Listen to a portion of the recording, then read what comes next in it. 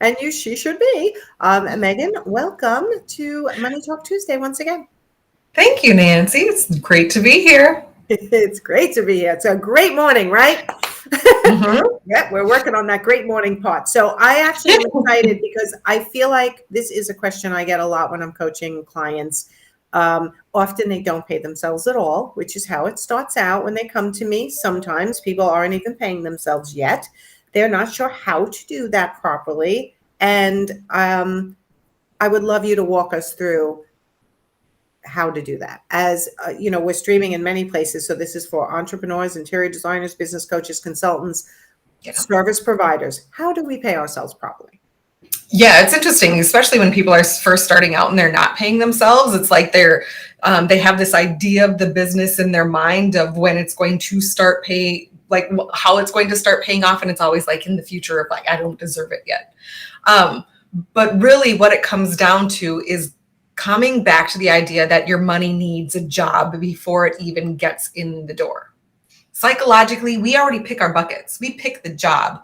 Now, I just want you to go one step further and articulate, like write it down somewhere, put it in an Excel sheet, put it on a sticky note, something somewhere that tells you what the job of your money is before it even comes in. If you have a sale, or if you have a client that you know is going to give you a deposit, or if you have even like a discovery call that you're doing and there's might potentially lead into a job, like we want to know what job that money that is coming in is going to do. And a large portion of that is to pay yourself.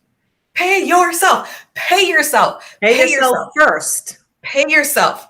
Get the business to be doing for you, not for the business, not for the stuff. Like the whole point of it is to benefit you and your family and your lifestyle, right? Okay, but I'm going to push back for a second because there was years that I made a conscious choice because I was financially able to put the money that came in. My decision was to put it right back into growing the business to the next level before I paid myself. Now, I'm not saying I recommend that to all my clients. I always analyze their financial situation and see what they want to do. But the fact that I was reinvesting for a certain amount of years helped me grow that business faster. So what do you say to that as a comparison to paying yourself right from the beginning? Yeah. So what's your home situation, right? Like I'm able to lean heavily on my husband when I was growing my business as well. Right. Like that was a blessing to be had. But sometimes I come across people who can't. The mind frame is there that it has to go like I have to put it back into my business. That's how you grow. Like I don't earn it. I'm not worthy. I don't deserve to be paying myself for my business.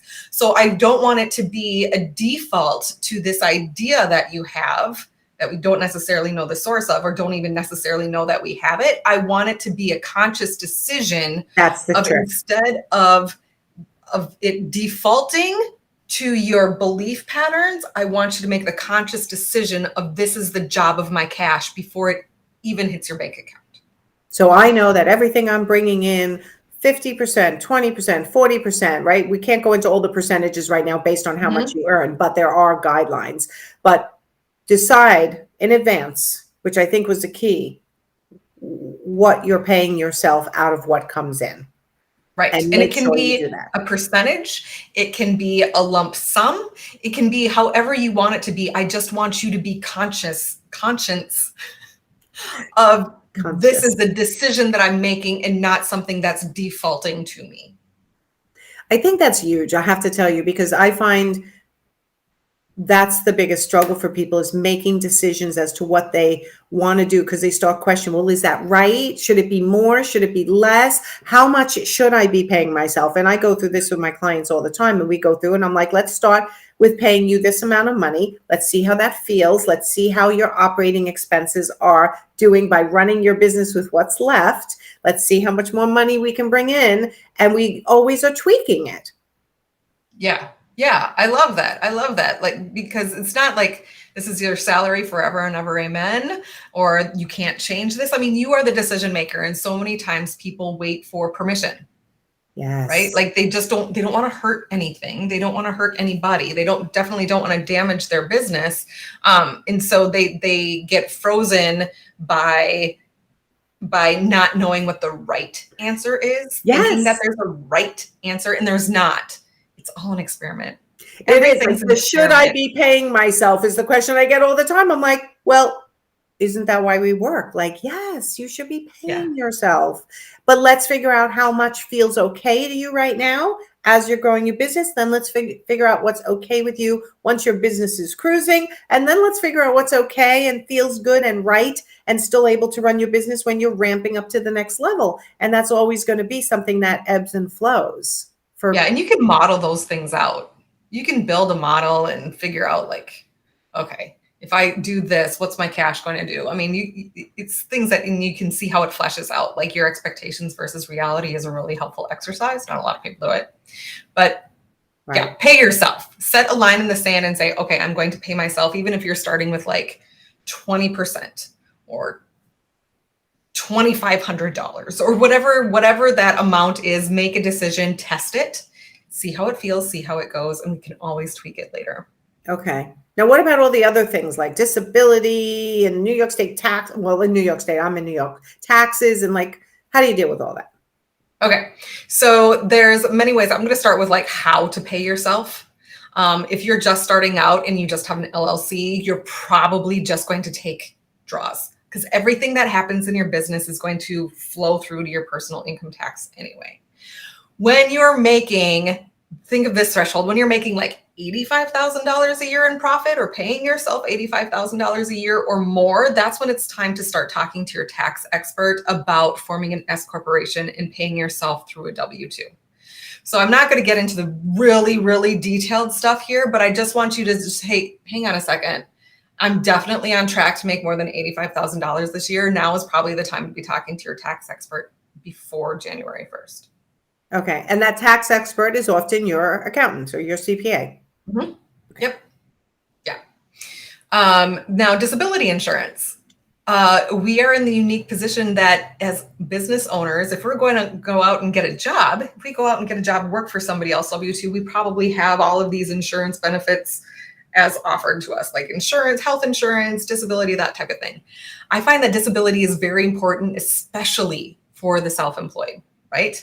And if you're not a W-2, if you're not paying yourself like through an S corp with a W-2, you're not participating in Social Security, Medicare, all that stuff for disability. And even if you were eligible, the disability that's offered through the Social Security Administration is like, so please check out disability insurance and what is available to you, because we have a lack of a safety net for solopreneurs. It's true. And it's not very expensive. Okay. There's short-term and there's long-term.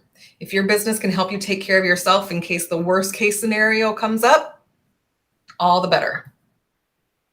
Okay. So I'm going to ask a stupid question. Where do you get disability insurance if it's outside of the New York State disability or your state's disability as part of your payroll deduction? Yeah. Where do you go? Okay. I get mine through, I have a client who's an AFLAC agent. So it's a regular insurance agent. Mm-hmm. Okay. Yep. I just want to be clear for everyone, because people sometimes think different insurances need to be different places. You need to get it from different places, like even long-term care insurance, which is something I'm looking into right now, because I thought, okay, yeah, if I ever get long-term sick and I need long-term care as an entrepreneur, I'm not really covered. Like my business is not going to go on profitably without me if you pull me out of the mix. So how do I cover myself as a divorced woman and taking care of myself? I want to make sure I have disability insurance and long-term care insurance, so I'm not a burden on my children. Right? So, okay. So pay yourself, get disability insurance if you feel you're going to need it as an entrepreneur and you're not covered, kind of like me if I was to get disabled, which I don't think I have disability insurance over and above New York State disability. So I wrote that down. Okay. Okay. So what else? Yeah. And then finally, retirement, right? Like if we work for somebody else, we have that 401k and Mhm. probably a match that just gets tucked away, taken out of our paycheck every time. And so oftentimes people are like, okay, I'll start saving for retirement when my business is profitable, when I'm making blah, blah, blah, blah, blah, blah. And the thing is that you get to that point and you kind of forget about it. So a little retirement is better than no retirement. And a personal financial advisor goes a long way in helping you plan for retirement as a business owner, right? Whether they're going to set up a SEP or just some IRAs or whatever it is, find an expert that you can talk to and say, be like, hey, $50 a month is all I can do right now. That's fine. It's still a habit that you're building even at $50 a month. Right. Definitely. And that I do, right? So I love that this is under the category. So everyone pay attention, how to pay yourself.